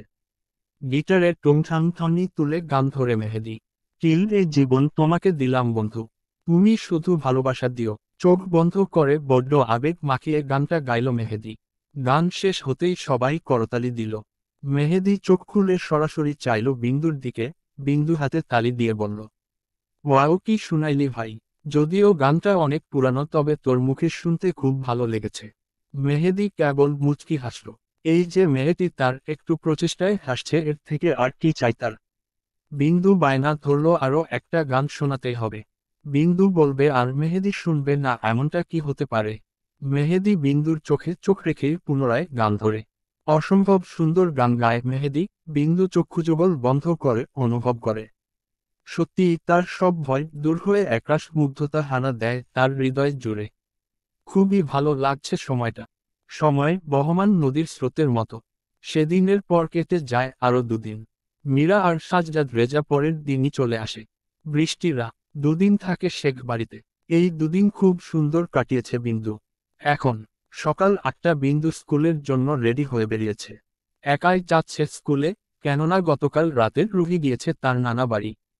তার নানি অসুস্থ হয়ে পড়লে অর্ণ এসে নিয়ে যায় তাকে, যদিও তাকে সঙ্গে নেয়ার জন্য বায়না ধরেছিল রুহি। বিন্দু চায়নি, হয়তো আজ এসেও পড়বে। একা একা স্কুলে যেতে ইচ্ছেও করছে না, আবার ঘরেও ভালো লাগছে না। ঘরে বসে কি করবে, তবুও স্কুলে মেহেদি আছে, বৃষ্টি আছে, সময় কেটে যাবে। গাড়ির কাছে আসতেই খোলা থাই গলিয়ে গম্ভীর মুখে অর্ণকে ড্রাইভার সিটে বসে থাকতে দেখে চমকায় থমকায় বিন্দু। বাড়ির ড্রাইভার গিয়েছে সাজজাদ রেজার সাথে, কথাটা বেমালুম ভুলে গেছে মেয়েটা। বড্ড দ্বিধা দ্বন্দ্বে জড়িয়ে পড়ল মেয়েটি। বাড়িতে ফিরে যাবে নাকি গাড়িতে উঠবে ঠিক বুঝে উঠতে পারছে না। ফিরে যাবার ও সাহস হচ্ছে না। মনে হচ্ছে আঠার মতো পা যুগল আটকে আছে জমিনে। গাড়িতে উঠতে কি তোকে ইনভাইট করতে হবে? আকস্মিক অর্ণর গম্ভীর কণ্ঠস্বর শুনে অন্যমনস্ক মেয়েটি চমকায়। অর্ণ কি তার জন্যই অপেক্ষা করছে? বিন্দু আশেপাশে তাকালো না, সে ছাড়া তো আর কেউই নেই। বিন্দু নিশ্চিত হলো অর্ণ তাকে বলছে। মেয়েটি দ্বিতীয় ধমকের রিস্ক নিতে চাইল না। পিছনের দরজাটা খুলে উঠতে চাইল, তবে উঠতে পারে না সে। কথায় আছে না, যেখানে বাঘের ভয় সেখানেই ভর হয়। পেছনের দরজা খুলতেই অর্ণ তীক্ষ্ণ গলায় সুথাল, সেই ননসেন্স, আমাকে কি তোর ড্রাইভার মনে হয়? অর্ণর কঠোর গম্ভীর ধমকে চুপসে গেল বিন্দু। সামনের সিটে বসতে হবে এটা তো ভালো করেও বলা যেত। যেহেতু ড্রাইভারের সঙ্গেই আসা যাওয়া করে তাই সব সময়ই পেছনেই বসা হয়। অভ্যাস মতোই আজকেও বসতে চেয়েছিল। কথাটা ভালো করে বললে কি নিষ্ঠুর মানুষটির উঁচু নাকটা ভোঁতা হয়ে যেত। অবশ্য বলবেই বা কি করে, ভালো করে কথা শিখেছে নাকি? অর্ণর তীক্ষ্ণ দৃষ্টি মেয়েটির দিকেই। বিন্দু পিছনের দরজাটা পুনরায় বন্ধ করে দিল। বিনা বাক্যে আন্ত মাথায় চুপচাপ সামনের সিটে বসল। দ্বিতীয়বারের জন্য আর অর্ণর দিকে তাকালো না। কেনই বা তাকাবে? তাকানো উচিত। অর্ণ কিভাবে তাকে মৃত্যুর দুয়ারে ঠেলে ফেলে আসলো? মানছে অর্ণ তাকে বোন হিসেবে মানে না। আর সেও তো আর লাফাচ্ছে না, পায়ে পড়ছে না বোন হবার জন্য। অমন নিষ্ঠুর মানুষের বোন হবার চেয়ে না হওয়া ঢের ভালো। তবে মানুষ হিসেবে না হয় তাকে সাহায্য করতে পারত। বড্ড অভিমান জমেছে পাষণ্ড লোকটির ওপরে। বিন্দু জানে তার খারাপ লাগা ভালো লাগা অভিমান কিছুই স্পর্শ করবে না এই মানবকে। করার কথা বুঝি, কেনই বা করবে? অর্ণ কি দেখল একজোড়া মায়াবী অভিমানী আখিদ্বয়? হয়তো দেখল কিংবা দেখেনি। সে গম্ভীর মুখে একমনে গাড়ি ড্রাইভ করছে, বুনো দৃষ্টি তার ব্যস্ত সড়কে। বিন্দুর ডাগর ডাগর আখি পল্লব জানালা গলিয়ে ব্যস্ত সড়কে ছুটে চলা জনমানুষে। মনে মনে ভাবছে কখন পথ শেষ হবে। আর্দ্রতা ঘিরে রেখেছে তাকে। লোকটির ত্রিসীমানায় আসলেই তাকে অস্থির অস্বস্তি ঘিরে ফেলে। বিন্দু এটা সেটা ভাবতে ভাবতেই গাড়িটি থেমে গেল স্কুল সম্মুখে। ওই তো বৃষ্টি আর হেদিকে দেখা যাচ্ছে। নিশ্চয়ই তার জন্য অপেক্ষা করছে তারা। গাড়িটি থামতে দেরি হলেও বিন্দুর লাফিয়ে নেমে পড়তে দেখি হলো না। খুবই তারা দেখা গেল মেয়েটির পদচরণে। একবারের জন্যও তাকায়নি পর্যন্ত পিছন ফিরে। সে কি স্বার্থপর! একটা ধন্যবাদ দেওয়া উচিত ছিল না লোকটিকে। নিজের ভাবনায় মনে মনে নিজেকেই নিজে ধমক দিল মেয়েটি। অর্ণর ধূসর রঙের তীক্ষ্ণ দৃষ্টি তখনও বিন্দুর পানে।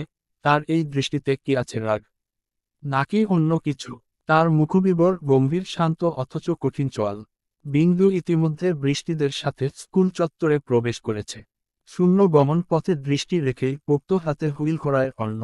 মুহূর্তেই গাড়িখানা তীব্র গতিতে ধুলো উড়িয়ে শাঁসা করে চলল নিজ গন্তব্যে। তপ্ত দুপুর সূর্যটা ঠিক মাথার উপরে তীরতায় পরিয়ে দিচ্ছে শহরটাকে। হঠাৎ করেই সেই পরিষ্কার আকাশটা কালো মেঘে ঢেকে গেল। বাতাসের তীব্র তাণ্ডবে যেন উড়িয়ে নিয়ে যাবে সব। এতে অবাক হলো না জনমানব।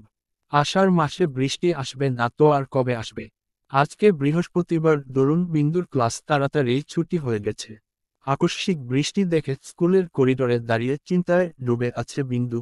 একে তো সঙ্গে করে ছাতা ফাতা কিছুই আনেনি, তার ওপর আবার ড্রাইভার এসেছে কিনা সেটাও জানা নেই তার। বৃষ্টি ছাতা মাথায় স্কুল হতে বেরিয়ে গেল। তার ছাতার নিচে তাদের একটি ক্লাসমেট, সেও বোধহয় ছাতা আনতে ভুলে গেছে। হিরে, এখানে দাঁড়িয়ে আছিস যে? আজকে কি স্কুলে থেকে যাবার প্ল্যান করেছিস নাকি?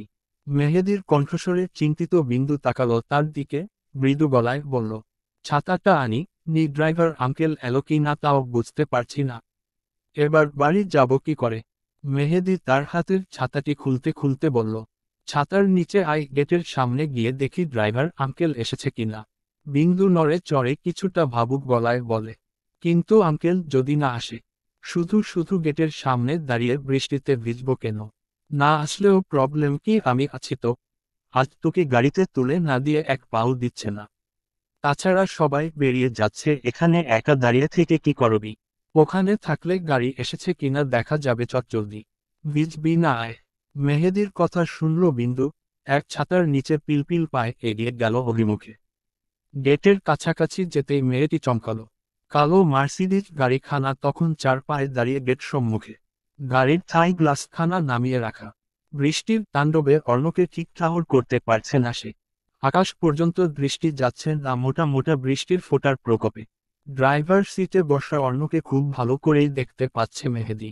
শকুনের মতো দৃষ্টি তার দিকেই। অর্ণর অমন ধারালো দৃষ্টি দেখে ভড়কে গেল মেহেদী। ছেলেটি বুঝতেই পারছে না অর্ণর তীক্ষ্ণ দৃষ্টিতে কি আছে। অর্ণ যে তাকে পছন্দ করে না সেটা তার দৃষ্টি, তার বিহেভিয়ার, তার শান্ত মস্তিষ্কে এড়িয়ে যাওয়াতেই প্রকাশ পায়।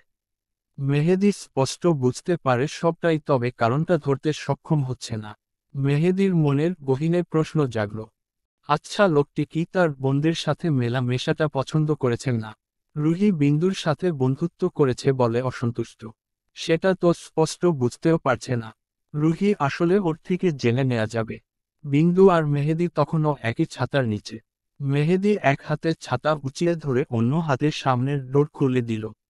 বিন্দু মৃদু গলায় ওকে বাই বলে সিটে চেপে বসে। বিন্দু বসার সঙ্গে সঙ্গেই গাড়িটি তীব্র গতিতে ছুটে চলে অভিমুখে। আচমকা গাড়িতে টান পড়তেই হকচকায় বিন্দু। অপ্রস্তুত লেনিনি কিছুটা সামনে হেলিয়ে পড়ে। তৎক্ষণাৎ নিজেকে সামলে ঠিকঠাক করে বসল মেয়েটি। মনে মনে অর্ণর গোষ্ঠী উদ্ধার করতে ভুলল না সে। আর চোখে তাকালো অর্ণর দিকে। অর্ণ এক মনে ড্রাইভ করে চলেছে তো চলেছেই। একটু এদিক সেদিকে ঘাড়টা পর্যন্ত নাড়ালো না। ভাবমূর্তি দেখে মনে হচ্ছে কেউ তার মাথায় বন্দুক ঠেকিয়ে রেখেছে, নড়াচড়া করলেই ঠুস।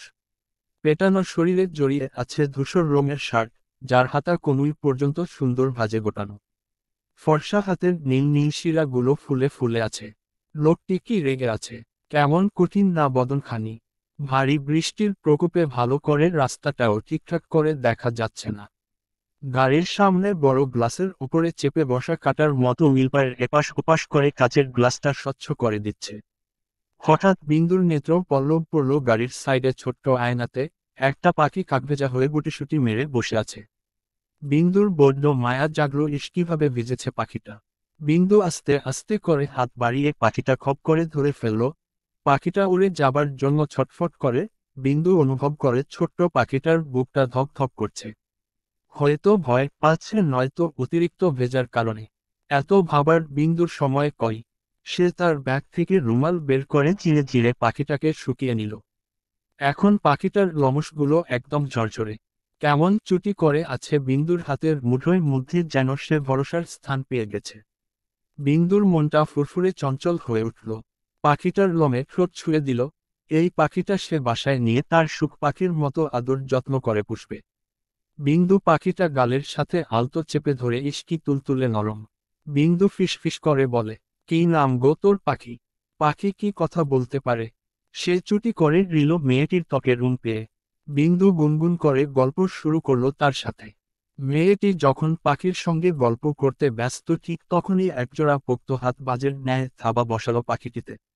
জানালা দিয়ে ছুঁড়ে মারল বাইরে। আচমকা আক্রমণে চমকায় থমকায় বিন্দু। হতভম্ব হয়ে তাকিয়ে রইল উড়ে যাওয়া পাখির দিকে। ঠিক কি ঘটল ততক্ষণাৎ বোধগম্য হল না। শূন্য দৃষ্টিতে তাকিয়ে রইল পাখিটার পানে। ধরতিতে তখনও মুষলধারে বৃষ্টি। পাখিটা হন্যে হয়নি খুঁজে উড়তে উড়তে গিয়ে একটা বিপরীত দিকে ছুটে যাওয়া রিকশার হুটের ওপর দাঁড়ায়। আর দেখতে পেল না বিন্দু টলমল চোখ ফিরিয়ে তাকালো অর্ণর দিকে। ভীষণ কান্না পেল তার। অর্ণ খুব স্বাভাবিকভাবেই গাড়ি ড্রাইভ করছে যেন কিছুই করেনি সে। বিন্দুর খুব রাগ হলো, টলমলে চোখে তাকিয়ে ফুঁসে উঠল, এটা কি করলেন আপনি? রাগে দুঃখে দুফোঁটা অশ্রু গড়িয়ে পড়ল মসৃণ গালদয়ে ভিজিয়ে। অর্ণ ঘাড় ফিরিয়ে শান্ত চোখে তাকালো মেয়েটির কান্নত মুখশ্রীর পানে। মেয়েটির চোখে চোখ রেখে ভাবলেশহীন গম্ভীর গলায় সুথাল, কি করেছি আমি? অর্ণর কথা শুনে হতবিহ্বল হলো বিন্দু। অর্ণর ভাবভঙ্গি যেন সে আকাশ টপকে পড়ল মায়। এত বড় একটা কাণ্ড করে এখন জিজ্ঞেস করছে, কি করেছি আমি? ফোপায় বিন্দু কতখানি মায়া জন্মে গেছে পাখিটার ওপরে। নিজের প্রিয় রুমাল নষ্ট করে পাখিটা শুকিয়ে পরিষ্কার করল। নিশ্চয়ই অবলা প্রাণীটা আবার কাকভেজা হয়ে গেছে। বিন্দু ফোপানো গলায় বলল, কি ক্ষতি করেছে ওই অবলা প্রাণীটা? কেন এমনটা করলেন? কেন? বিন্দুর কথা শেষ হতেই গাড়িটি জোরে ব্রেক কষল। অপ্রস্তুত থাকায় পড়তে পড়তেও নিজেকে বাঁচিয়ে নিল। রাগ এবং হতবাক চোখে তাকালো বিন্দু। অর্ণ আগে থেকেই তাকিয়েছিল, দরুন দুজনের দৃষ্টি মিলিত হলো। অর্ণর ধূসর তীক্ষ্ণ দৃষ্টিতে তাকিয়ে থাকতে পারে না মেয়েটি। ওই ঘোলাটে নেত্রের চাউনি তাকে কাঁপিয়ে তোলে। দুম করে চোখ নামিয়ে নিল বিন্দু। ঠিক তখনই কর্ণ স্পর্শ করল অর্ণর গম্ভীর কণ্ঠস্বর। কৈফিয়ত চাইছিস? কৈফিয়ত? এত সাহস কি বিন্দুর আছে? কৈফিয়ত চাইতে অধিকার লাগে না। বিন্দুর কি সেই অধিকার আছে? মেয়েটি আন্ত মাথায় বসে রইল কেবল। বড্ড খারাপ লাগছে পাখিটার জন্য উদার মন কিনা। তবে অবিশ্বাস্য হলেও অর্ণ কৈফিয়ত দেখায় ভঙ্গিতেই সুথাল। বড্ড বিরক্ত করছিল তাই উড়িয়ে দিলাম, ওর তো গুড লাক বিকজ একটা প্রাণীদারি। হয়তো আইসোয়ার নাওহেয়ার পুড়িয়ে দিতাম এখনই। বিন্দু অবাক হয়ে তাকালো অর্ণর দিকে। অর্ণ ততক্ষণে সিট বেল্ট খুলে গাড়ি হতে বেরিয়ে গেছে। অর্ণ বিন্দু ভেবে পেল না পাখিটা কখন কোথায় লোকটিকে বিরক্ত করল। অর্ণকে গাড়ি থেকে নেমে যেতে দেখে চিন্তায় ডুবে গেল সে। লোকটি কি ওকে ফেলেই চলে গেল? পর মুহূর্তে মনকে সান্ত্বনা দিয়ে বলল, ফেলে গেলে নিশ্চয়ই গাড়িতে বসিয়ে রেখে যেত না। তার মূল্য লোকটির কাছে না থাকলেও গাড়িটির প্রতি নিশ্চয় আছে। হয়তো কোনো কাজে গিয়েছে। সত্যিই তাই হলো। অর্ণ ফিরে এলো প্রায় 8-10 মিনিট পর। একই স্থানে বসে থাকতে থাকতে মেরুদণ্ড বুঝি বেঁকে গেল বিন্দুর। এই বৃষ্টি যেন আজ থামার নামই নিচ্ছে না। হাতের ছাতা বন্ধ করে অর্ণ গম্ভীর মুখে এসে ড্রাইভিং সিটে বসল। হাতে তার বড় সাইজের দুটো শপিং ব্যাগ। কপালে চিকচিক করছে বিন্দু বিন্দু ঘামের রেশ। সিটে বসেই ব্যস্ত হাতে পরপর গলার কাছে বোতাম দুটো খুলে ফেলল। বিন্দু আর চোখে তাকিয়ে রইল অর্ণর বলিষ্ঠ বুকের দিকে। ঘন কালো লোমশগুলো দেখতে কি সুন্দর আকর্ষণীয় লাগছে। নিজের কাজে নিজেই লজ্জা পেল মেয়েটি। ছি ছি ছি, সে এতটা নির্লজ্জ কবে হলো? তাও আবার ভাইয়ের দিকে লজ্জিত হলো বিন্দু। মেয়েটি তড়িঘড়ি করে নেত্রমণি ঘুরিয়ে বাইরে চাইল। লোকটি তাকে বসিয়ে রেখে শপিং করতে গিয়েছিল। খাচ্ছর লোকটি আর সময় পেল না শপিং করার। বৃষ্টি মারিয়ে গাড়িটি গেট পেরিয়ে ঢুকল শেখ বাড়িতে। বিন্দু কি করবে ভেবে পাচ্ছে না, এত বৃষ্টি যেন চোখে পাতালে কিছু দেখা যাচ্ছে না। একবার ভাবল নেমে দিবে এক দৌড়, বই খাতার জন্য পদক্ষেপ গ্রহণ করতে পারল না। বিন্দুর আকাশ কুসুম ভাবনার সুতো ছিঁড়ে অর্ণর গম্ভীর কণ্ঠস্বরে, নাম। চরকিতে তাকালো মেয়েটি। ছাতা মাথায় অর্ণ দাঁড়িয়ে আছে গাড়ির দরজা খুলে। বিন্দু অবাক হয়ে তাকালো ড্রাইভিং সিটে। স্থানটি খালি। আশ্চর্য, লোকটি ঘুরে তার কাছে আসলো কখন? অর্ণ ছাতা নিয়ে তার জন্য দাঁড়িয়ে আছে, এ যেন বড় আশ্চর্যের বিষয়। বিন্দু ফ্যাল ফ্যাল করে তাকিয়ে আছে, তার যেন নিজের চোখ এই বিশ্বাস হচ্ছে না। ডাগর ডাগর আখি পল্লব ঝাপটে ফের তাকালো, এটা অন্য হতেই পারে না। বিন্দুকে ঘাপটি মেরে বসে থাকতে দেখে অর্ণব দাঁতে দাঁত চেপে বলল, নামতে বলছি না ইডিয়ট। বিন্দু রিস্ক নিল না, নিজের হতভম্ব রূপ সামলে ধীর পায়ে গাড়ি হতে বেরিয়ে এসে অর্ণর ছাতার নিচে জায়গা নিল। অর্ণ আর তার শরীর ছুঁই ছুঁই, গোনা ইঞ্চি কয়েক ফাঁকা জনের মধ্যে। বিন্দুর মাথাটা অর্ণর বুক বরাবর, তার আন্তর্দৃষ্টি অর্ণর সুঠামদেহী বুকে। অর্ণর ফর্সা বুকের ওপর গলার ঠিক নিচে একটা কালো কুচকুচে তিল। তিলটা বোধহয় একটু বড়ই। খুব কাছে থাকার তিলটা একদম স্পষ্ট বিন্দুর দৃষ্টিতে। গলাটা বোধহয় শুকিয়ে এলো, মেয়েটির ফাঁকা লোক গিলে মরুভূমির ন্যায় শুকিয়ে যাওয়া গলাটা ভেজানোর বৃথা চেষ্টা করল। দৃষ্টি সরিয়ে কিছুটা পিছিয়ে যেতে চাইল বিন্দু। অর্ণর বোধহয় পছন্দ হলো না মেয়েটির পদক্ষেপ। মেয়েটির কাঁধের উপর চেপে থাকা স্কুল ব্যাগের চ্যাপ্টা ফিতাটি টেনে ধরে দূরত্ব ঘুচিয়ে নিল সে। জনের মধ্যে সুতো পরিমাণ ফাঁক শুধু গায়ে গা ছুঁইনি এই যা। অর্ণর এই কাজে চমকায় থমকায় বিন্দু। অর্ণকে এত কাছে আবিষ্কার করে শিউরে উঠল বিন্দু। দৃশ্যমান কেঁপে উঠল তার ছোট্ট দেখানা। অর্ণ কি সেই কম্পন অনুভব করল? এই যে মেয়েটির ঘন ঘন তপ্ত শ্বাস আছড়ে পড়ছে তার প্রশান্ত বুকে, এতে কি পুরুষালী ইচ্ছারা স্পর্শ করল না তাকে? হয়তো করল, তবে সেটা মুখবিবরে প্রকাশ পেল না। তার দৃষ্টি তীক্ষ্ণ অথচ থেমে থাকা জলের মতো শান্ত। বিন্দু অপ্রস্তুত, অস্বস্তিতে লজ্জায় সেই কখন মাথা খানা লুকিয়ে রেখেছে গলায়, ভাঁজে তোলার নামই নেই। ইচ্ছে করছে এক ছুটে পালিয়ে যেতে, কিন্তু যাবেটা কি করে? অর্ণর শক্তপোক্ত হাত এখনো তার কাঁধে। অর্ণর এক হাতে ছাতা, অন্য হাত এখনো ব্যাগের ফিতা টেনে রাখা। অর্ণ মেয়েটির লাজের অস্বস্তি এত কিছু পরোয়া করল কোথায়? সে স্বভাব সুলভ গম্ভীর গলায় সুথাল, এটা ধর। বিন্দু এবার আস্তে ধীরে মাথা তুলে তাকালো। সরাসরি অর্ণর দিকে দৃষ্টি দেওয়ার সাহস হলো না মেয়েটির। অর্ণর হাতে সেই শপিং ব্যাগ দুটো। কপালদয়ে কুঁচকে এলো মেয়েটির। এই ব্যাগে কি আছে যেটা নির্দয় লোকটি তাকে দিচ্ছে? এবার মাথাটা উঁচিয়ে চাইল অর্ণর পানে। অর্ণ লম্বায় দ্বিগুণ হওয়াতে মাথা টানা দিয়ে চাইল। মেয়েটির চোখে মুখে অস্বস্তির সাথে যেন কৌতূহল ও হানা দিল। অর্ণর তীক্ষ্ণ দৃষ্টি তার দিকে। বিন্দু হাসফাস করে মিনমিনে গলায় বলল, ক কি আছে এতে? প্রশ্ন করলি বুঝি? হৃদয়ে কুৎকিত করে রাশভারী গম্ভীর গলায় সুথাল অর্ণ। অর্ণর রাশভারী কণ্ঠস্বর শুনে যেন অন্তরাত্মা কেঁপে উঠল মেয়েটির। বিন্দু নত মাথায় তড়িঘড়ি করে দুপাশে মাথা নাড়িয়ে বোঝালো, সে কোনো প্রশ্ন করেনি। অর্ণ কম্পিত চিত্তে দাঁড়িয়ে থাকা মেয়েটির হাতে ব্যাগ ধরিয়ে দিতে দিতে গম্ভীর মুখে বলল, শেখ সাজ্জাদ রেজার মেয়ে হয়ে আছিস সোসাইটিতে, তার সম্মানের কথা নাই বলি তুই জানিস নিশ্চয়। শেখ বাড়ির সম্মান তুই। ওয়ার্নিং দিলাম, ভালো হয়ে যা। নেক্সট টাইম যেন কোনো ছেলের আশেপাশে না দেখি। তুই নিশ্চয়ই চাইবি না কারো মায়ের বুক খালি হোক। অর্ণর শান্ত গলার হুমকিতে শিউরে উঠল বিন্দু। আতঙ্কে থরথর করতে শুরু করল। অর্ণর রাগ সম্পর্কে অনেকটাই ধারণা হয়েছে তার দাড়ি। সেদিনের কথা মনে পড়তেই বুকখানা ধরফরিয়ে উঠল। তার জানা মতে আজ পর্যন্ত সে এমন কোনো কাজ করেনি যে তার জন্য তার পরিবারের মানসম্মানে দাগ কাটবে।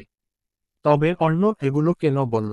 মেয়েটির ভাবনার মধ্যেই পুনরায় শোনা গেল তার ভারী গলার স্বর। আগামীকাল থেকে প্রতিদিন বোরখা হিজাব পরে স্কুলে যাবি। অবাধ্য হওয়া আমার পছন্দ নয়। কথাটা মাথায় রাখবি। ছাতাটা ধর, বাসায় যা। অর্ণ ছাতাটা এগিয়ে দিল মেয়েটির দিকে। মুহূর্তেই তার চওড়া পিঠ ভিজিয়ে দিল ভারী বর্ষণে। বিন্দু যে ভিজেনি এমন নয়, বৃষ্টির তাণ্ডবে হাঁটুর নিচের ভাগ ভিজে চুপচুপে হয়ে আছে। ব্যাগের ফিতা হতে অর্ণর হাতের বাঁধন শীতল হতেই ছুট লাগালো বিন্দু। বিন্দুর আকস্মিক ছুটে যাওয়ায় ভ্রু কুঁচকে যায় অর্ণর। ইতিমধ্যে সে সম্পূর্ণ কাকভেজা হয়ে গেছে। পেটানোর শরীরে জড়িয়ে থাকা শার্টখানা শরীরের সঙ্গে লেপ্টে রয়েছে। তবুও শক্ত হয়ে দাঁড়িয়ে রইল সে। বিন্দুর টিকিটাও নেই, সে বাড়ির মধ্যে ঢুকে গেছে সে কবে। তার মনের মধ্যে হাজার হাজার প্রশ্ন থাকলেও নিশ্চুপ সে। প্রশ্ন করবেই বা কাকে? যার কাছে তার প্রশ্ন সে কি আদৌ ওর দিব? টানা বৃষ্টির পর আকাশটা একেবারে সাদা নীল নীল আকাশ বেরিয়ে এসেছে যেন। রোদের উত্তাপ মিলিয়ে গেছে সেই কখন গধূলি বেলা ধরিত্রে। রুহি আর সাদি বসে আছে হাসপাতালের করিডোরে। বেচারি রুহির মুখখানা এত টুকু হয়ে আছে, মামা বাড়ি থেকে সাদি জোর করে সোজা এখানে এনেছে। সেদিন কিছু টেস্ট করে গিয়েছিল, তার রিপোর্ট নিতে এসেছে। রুহি বেড়াতে যাওয়ায় দরুন আর নেওয়া হয়নি। রুহি আর চোখে তাকায় পাশে বসা গম্ভীর মুখ সাদির দিকে। তার হাতে রুহির রিপোর্ট কেবলই ডক্টরের রুম হতে বেরিয়েছে। সাদিকে মেরে বসে থাকতে দেখে বড্ড বিরক্ত হয় রুহি। সে বিরক্ত গলায় বলল, এই আপনার সমস্যাটা কি? হ্যাঁ, একে তো জোর করে টেনে টুনে নিয়ে আসলেন, এখন আবার বাড়িতে না গিয়ে এখানে মেরে বসে আছেন। আরে হয়েছেটা কি বলবেন তো নাকি? এমন ভাবে শোক পালন করছেন যেন আপনার বউ মরছে। সাদি লাল লাল চোখ করে তাকালো মেয়েটির দিকে। সাদির দৃষ্টি দেখে ভড়কে যায় মেয়েটি। আমতা আমতা করে বলল, আশ্চর্য, আপনি এভাবে তাকাচ্ছেন কেন? কি করেছি আমি? মেয়েটির কথা শুনে সাদির রাগ বাড়ল বই কমল না। এত কিছু করেও জানতে চাইছে সে কি করেছে। কি করেনি সে? এই যে নানা ভাইয়ের অসুখ দেখতে গিয়ে মামাতো ভাইয়ের সাথে হাহাহিহি করেছে। এটা অন্যায় নয়। তার উপর শরীরে এতবার এটা ঝুঁকি নিয়ে নিশ্চিন্তে গায়ে হাওয়া লাগাচ্ছে, ঔষধটা পর্যন্ত ঠিকঠাক খায় না। আবার বড় মুখে বলছে, কি করেছি আমি? সাদি লাল লাল চোখ করে কিরমির করে বলল, আমার বাবা হবার স্বপ্ন ধূলিসাৎ করার প্ল্যান করে আবার জিজ্ঞেস করছিস কি করেছি? বেয়াদব। রুহি ছোট ছোট চোখে তাকিয়ে জিজ্ঞেস করে, আপনার বাবা হবার সাথে আমার সম্পর্ক কি? মাথায় তো গোবর ছাড়া কিছুই নেই, বুঝবি কমনে। রুহি সাদির কথা শুনে বিরক্ত হয়ে বলল, আমি তো জানতাম আপনি আধা পাগল ফুল পাগল, কবে হলেন অসাধু ভাই? সাদির বোধহয় রাগার কথা ছিল, কিন্তু সে রাগল না। কেবল থমথমে গলায় বলল, তুই এমন কেন রে হাঁপানি রুহি? আগের ডক্টর তো তোকে কড়াকড়ি চিকিৎসায় থাকতে বলছে, তবে তুই কি করলি? মেডিসিন পর্যন্ত অনিয়ম করছিস, যেখানে তুই নিজেই জানিস তোর ঝুঁকির কথা। ডক্টর কি বলল শুনলি? এরপর থেকে অনিয়ম করলে দম্পতি লাইফে বাচ্চার কনসেপ্ট নাও করতে পারে। মোটা মাথায় ঢুকছে না, বুঝতে পারলি কিছু? আচ্ছা, তোর কি কখনো মা হবার ইচ্ছা নেই? রুহির সঙ্গে সঙ্গেই ওর দিতে পারে না। ডক্টর সাফ সাফ করে জানিয়ে দিয়েছে রুহির কিছু ক্রিটিক্যাল প্রবলেম আছে এবং কঠোর নিয়ম অনুযায়ী চলতে হবে। ঔষধ নিয়মিত খেতে হবে। রুহি কি করবে? ঔষধ খেতে মনে থাকে না, এটা কি তার দোষ? বিন্দু যখন মনে করিয়ে দেয় তখন খায়, নয়তো খায় না। সেও বা কতক্ষণ মনে করে করে দিবে? অসুখ কি তার? মা হওয়াটা প্রত্যেকটি মেয়ের স্বপ্ন। সেও দেখে তার একটা রাজপুত্রের মতো দেখতে বড় হবে, ফুটফুটে বাবু হবে। এখন আল্লাহ না দিলে কি করবে? তবে তাকে নিয়ে এত চিন্তিত কেন এই লোকটি? তার মা হওয়া না হওয়ায় তার কি? ভাগ্য থাকলে একদিন মা হব ইনশাআল্লাহ, সে কথা এখন আলোচনা করেও লাভ নেই। তবে আপনাকে দেখে মনে হচ্ছে আমার থেকে আমাকে নিয়ে আপনার মাথা ব্যথা বেশি। কেন বলুন তো? বিকজ আমার অনেকগুলো বাচ্চা লাগবে। সাদির কথা শুনে চোখ কুঁচকে যায় মেয়েটির। তো আমি কি করব? আমাকে কেন বলছেন? আশ্চর্য, আপনার বাচ্চার সাথে আমার কি সম্পর্ক? উদ্ধৃতি চিহ্ন। এই বোকা মেয়েটিকে মাথার উপর তুলে একটা আছাড় মারলে কেমন হয়? নির্বোধ মেয়েটি কিছুই বোঝে না। বাচ্চা কি আকাশ টপকে আসবে? তারা তো ওর পেট থেকেই বেরবে নাকি? সে করার করে কিছু বলার জন্য হা করতেই কেউ ডেকে উঠল, হাই মিস রুহানি। আচমকা লিমনের কণ্ঠস্বর শুনে হকচকিয়ে গেল রুহি। লিমন একদিকে আসছে, সাথে সেদিনের সজীব নামের ছেলেটা। ওর থেকে দূরত্ব বজায় রেখে দাঁড়ালো সে, হাস্যোজ্জ্বল মুখে চিন্তা ফুটিয়ে বলল, মিস রুহানি, আপনি ঠিক আছেন তো? লোকটি এমন করে বলল যেন তার জন্য সে ভীষণ চিন্তিত। রুহি স্বভাব সুলভ হেসে বলে, আলহামদুলিল্লাহ ভালো, একটা কাজ এসেছিলাম। তা কেমন আছেন মিস্টার লেবু?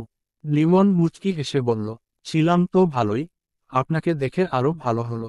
বাই দ্য ওয়ে, ডক্টর দেখাতেই এসেছেন রাইট? দেখিয়েছেন? হেল্প লাগবে কোনো? রুহি মাথা দিকে নাড়িয়ে বলল, নো থ্যাঙ্কস।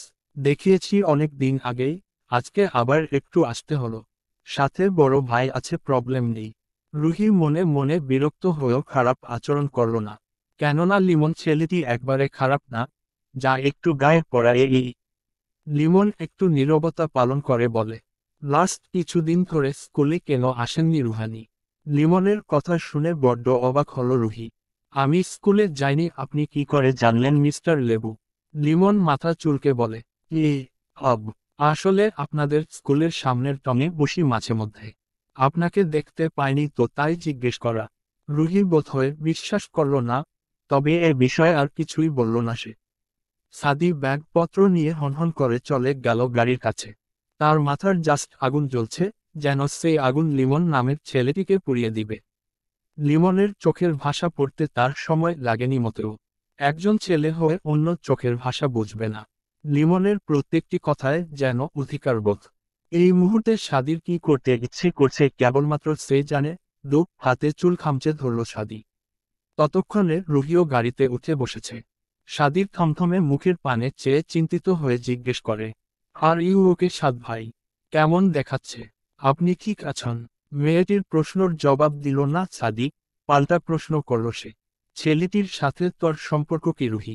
তার সাথে আমার আবার কিসের সম্পর্ক?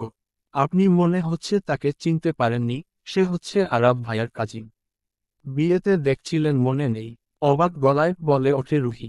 লেফটেন্যান্ট সমৃদ্ধ সাদির ব্রেন এতটাই ফুটবল কি? তার সবটা স্পষ্টই মনে আছে এবং সে খুব ভালো করে চিনে লিমনকে। লিমনের চোখের ভাষাদের বুঝতে সে, আর এতেই যেন আগুনে মাঝে এক চামচ ঘি পড়ল। সাদি গমগমে স্বরে বলল, স্মৃতি শক্তি ফুটবল নয় যে তাকে চিনব না। তার সাথে তোর এত ভাব কিসের?